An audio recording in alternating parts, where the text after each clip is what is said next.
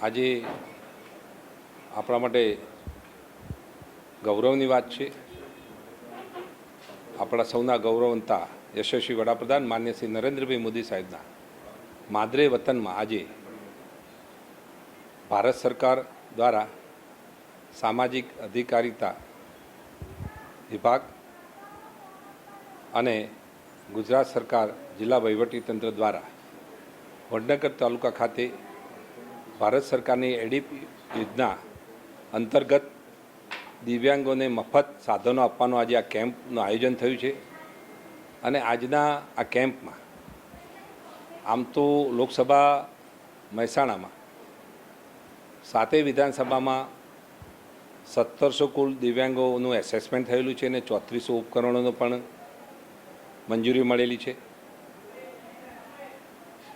એના પૈકી વડનગર તાલુકાના દિવ્યાંગોને આજે વડનગરની નવોદય વિદ્યાલયમાં આ કાર્યક્રમ રાખેલો અને આ કાર્યક્રમમાં વડનગર તાલુકાના 265 જેટલા લાભાર્થીઓ અને 500 જેટલા ઉપકરણોનું વિતરણ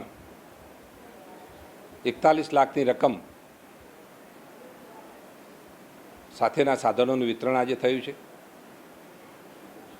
દિવ્યાંગોના વાલીઓ દિવ્યાંગો પણ એમનામાં સાધનોના વિતરણ બાદ ખુશીની લહેર દેખાઈ છે। દિવ્યાંગોને મદદરૂપ થવું આમ તો આપણા યશસ્વી વડાપ્રધાન માન્ય શ્રી નરેન્દ્રભાઈ મોદી સાહેબ સમાજના છેવાડાના વ્યક્તિ સુધી સરકારની યોજનાઓનો લાભ પહોંચવો જોઈએ અને એ પૈકી આજે એડીપ યોજના દ્વારા દિવ્યાંગોને સાધન વિતરણનો કેમ્પ યોજાયો અને આ કેમ્પમાં દિવ્યાંગોની ઉપસ્થિતિ રહી, વાલીઓ પણ ઉપસ્થિત રહ્યા।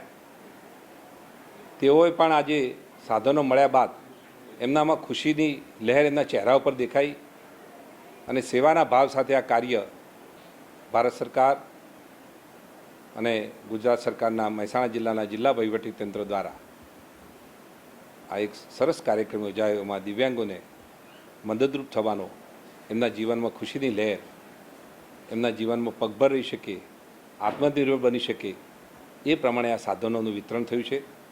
ખરેખર આ પ્રસંગે હું ભારત સરકારનો અને રાજ્ય સરકારનો ખૂબ ખૂબ આભાર માનું છું અને સેવાના ભાવ સાથે આ કાર્ય કર્યું છે। આ પુણ્યનું કામ છે।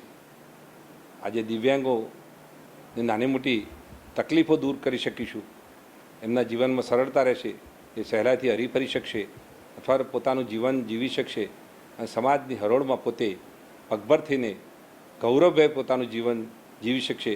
આ કેમ્પમાં ખરેખર સરસ આયોજન થયું છે। આયોજકોને ખૂબ ખૂબ અભિનંદન આપું છું।